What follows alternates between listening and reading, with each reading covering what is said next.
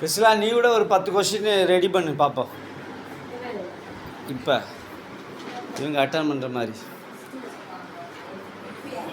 ம்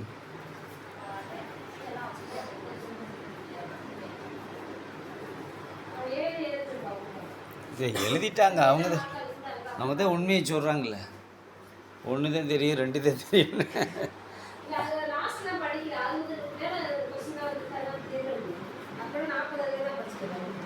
இல்லை 40 அதிகாரத்துக்குள்ளே படிக்க வேணாம்ட்டோம்ல நம்மளே. நம்ம எங்கே அவங்கள படிக்க சொன்னோம்?